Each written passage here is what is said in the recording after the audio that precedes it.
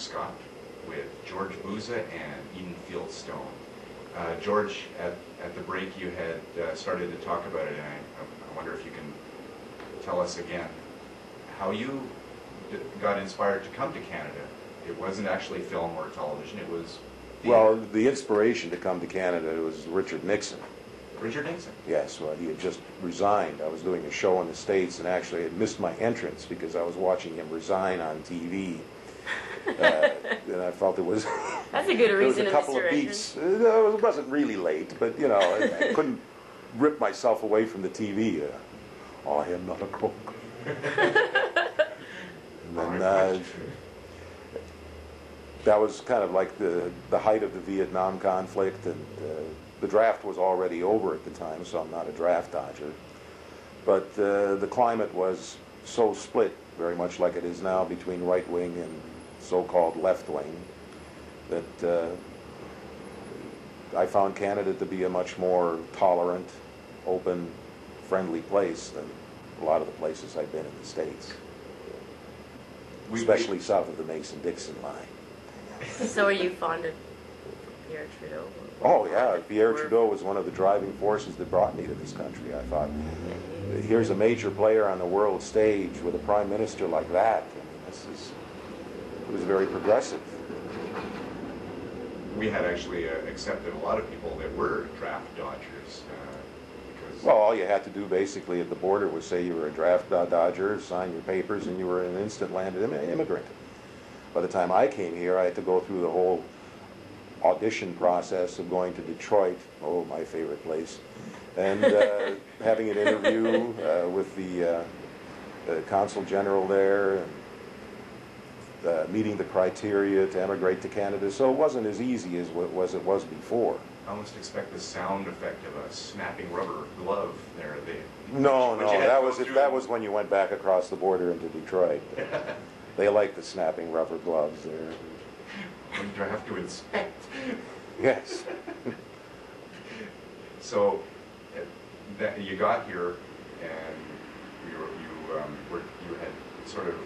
you had talked about how you got into theater.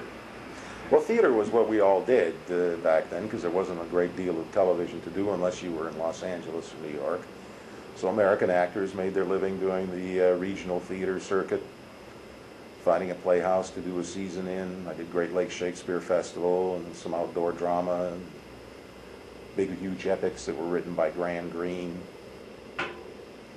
And that's how I got my equity card, was doing the apprenticeship program. And that is the way that you do actually get into the union, is you becoming an apprentice, and you do a couple of years of slave labor where they got you working construction and crew during the daytime, rehearsing your understudy roles, having some very, very minor walk-on parts with a line or two here or there. That's how you become equity. That's how you become equity. That's the long, involved process. Or somebody offers you a leading role right off the bat, which is kind of like the I've been discovered in a drugstore in L.A. routine. Very rarely happens. It rarely happens, but it does happen. You know, somebody sees you in an amateur production and says, that's the person I want in my play, and they can offer him an out-and-out contract. Immediately you get your card. But if you're going through the ranks, then you got to do a couple of years of apprenticeship, a lot of slave labor. I remember we barely slept because I apprenticed at Great Lakes Shakespeare Festival. And Canadian actor Bruce Gray was one of the leads in the show there. It's the guy from Traders. And we worked from early in the morning, constructing the sets, painting the sets, and then we'd be dragged off to rehearsal because we had understudy roles that we had to practice, and then we had our regular roles, which were little walk-ons. And then at night we did the shows. So it was a very, very long day. Then for that we get paid $30 a week. How did you survive? Well, life was a lot cheaper back then. I mean, even an equity contract when I came to Toronto was $130 a week. Young People's Theatre. Toronto Free Theatre was about $125 a week. And if you got $150 or $200 a week, you were living like a king. You were a professional. You were a professional. And if you ever did a St. Lawrence Center show, then that was an A house. So you could be making $400 or $500 a week. an A house? A.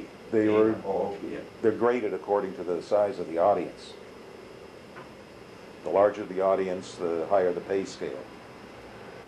You had related a situation where you had come to Canada and got invited into acting. Well, I got invited to audition for a show, and being an adventurer and whatever new opportunities open, when I read for it, I got the part. It sounded like a better idea than other things that were waiting for me back home. So I got my permit to work here, and after doing that show and a couple others afterwards, I realized that Canada was a really great place to live. And you So I had, became a permanent landed ignorant and eventually a citizen, and never looked back. although you have moved, do you still do theater? No, I haven't done theater now in 22 years. Ever thought of getting back into it? No, and I have a baseball bat for that. Whenever the urge hits, you got to hit yourself soundly about the head and ears. Why is that? Well, for one thing, it's daunting after so many years of never having to memorize anything more than 4 or 5 pages at a time. To look at a 2-3 hour long script and see all the stuff that you're still responsible for memorizing, it's a daunting thing. Even though you didn't have stage fright when you were doing theater back in the old days, after being absent from it for so long, a guy my age could drop dead from fear. My friend Cedric Smith feels the same way.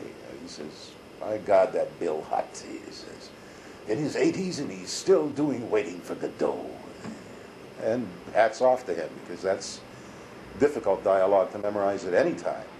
I've done Godot, and it's theater of the absurd for one thing, and none of the dialogue is sequential, so you're not replying to somebody else's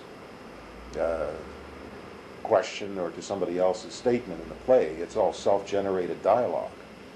So do a bunch of people commit suicide after they watch the play?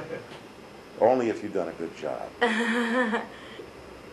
So if an audience member This is what commits we're suicide, hoping you're for, like, oh, I'm a good What's the count actor. tonight, man? I'm a good actor. 25 bodies tonight in the audience. All right, we did a good show.